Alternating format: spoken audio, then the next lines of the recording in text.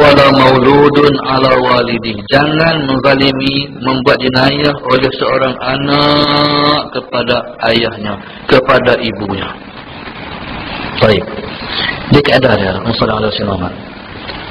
Bila mana ayah sudah sangat tua, mak sudah sangat tua.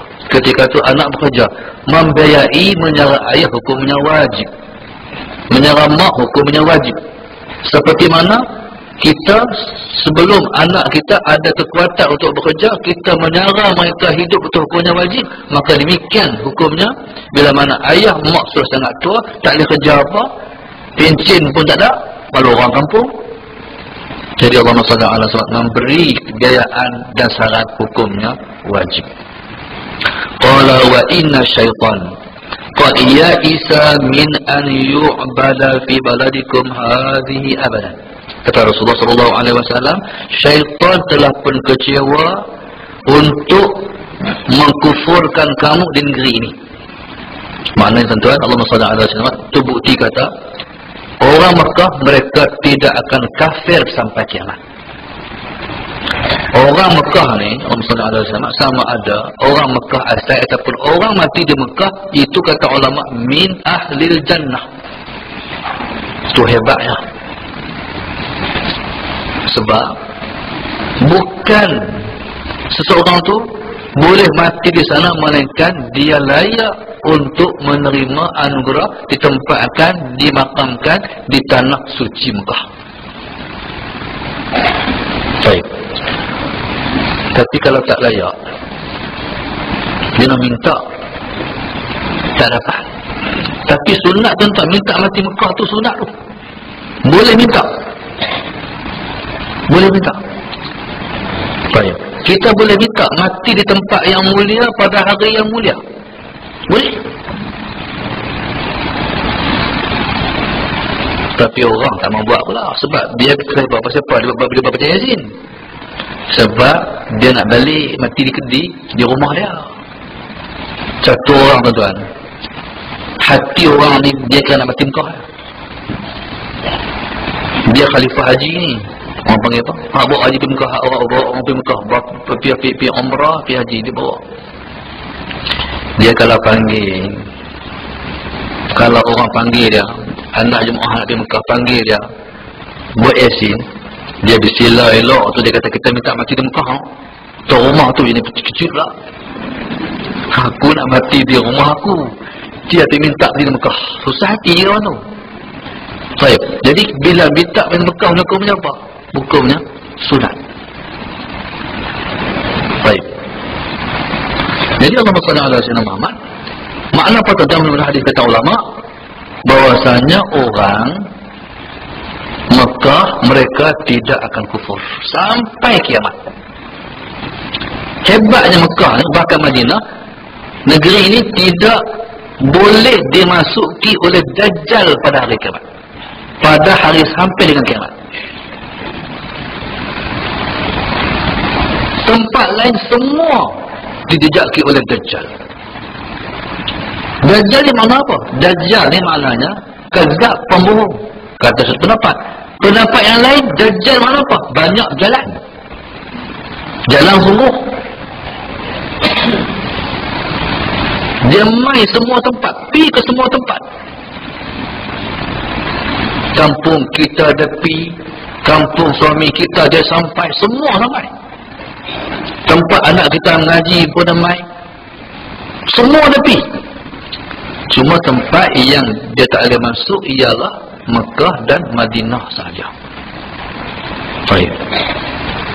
Walakin satakunu lahu ta'atun fima tahtaqiruna min a'malikum. Fasayarda bihi. Tetapi syaitan walaupun dia tak boleh mengkufurkan kamu, tapi dia boleh menjadikan kamu tunduk pada dia pada perkara yang kamu anggap kecil saja. Maknanya kamu boleh bercerai-berai perkara kecil saja. Benda kamu anggap sikit sangat.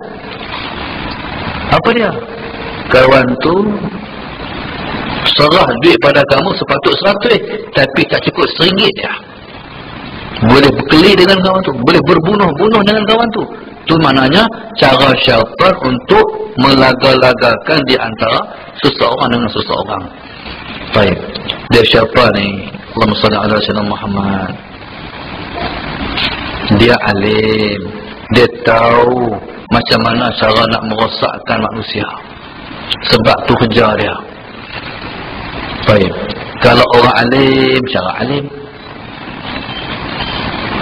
Kalau orang yang kurang sikit, cara macam ni.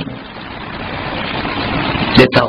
Jadi cara kita nak lepaskan diri daripada syaitan, kena ada ilmu. Contohnya, kita sebut tentang riak. Sebut tentang riak. Riak ni kita faham apa? Riak ni mana kita buat amal nak tunjuk ke orang. Kita buat amal nak tunjuk ke orang, namanya riak. Jadi sebagai contohnya, Allahumma salli ala sayyidina Muhammad, kita pun satu masa, contoh tuan-tuan, kita pergi ke rumah adik-adik kita, katakanlah kita pergi di Perak. Kita ni dia biasa maghrib malam, yang mula kita bangun pukul 5, kita bangun lah main tahajud. Oleh kerana biasa buat, kita pun Allahumma salli ala sayyidina Muhammad, di mana pun kita buatlah. Pukul 5 handset bunyi, kita bangkit. Tutup pun cepat-cepat. Macam apa? Takut tuan rumah dengar. Pergi bilik ayah, buka lampu, Allahumma ala sayyidina Muhammad, pancok tu kita buka pelan je, takut tuan rumah jaga. Buka pintu bilik ayah pelan, takut tuan rumah jaga. Hampak jadah, pakai kain elok, angkat takbir pun pelan je. Allahu Akbar, takut tuan rumah dengar. Tapi tengah-tengah semayang tu, kalau tuan rumah tahu syok. Tu apa dia tu tuan-tuan? Tu riak tu. Tu riak. Riak mana apa? Riak ni reba kalau orang tahu. Tu riak. Reba kalau orang tahu. Maknanya kita tak reba kalau orang tahu. Maknanya kita tak suka kalau orang tahu. Itu bagi ikhlas. Kita passion kita ni, kalau orang tak tahu, kita tak puas. Tu masalahnya. Makik 2 rakaat malam ni siapa pun tak tahu. Pergi 9 abang malam, makik 2 rakaat malam. Yang abang orang pula tak puas, tak abang orang, nak abang juga. Orang minta duit, dia bagilah orang dekat. Tak abang pun tak apa, kalau tak abang pun tak apa.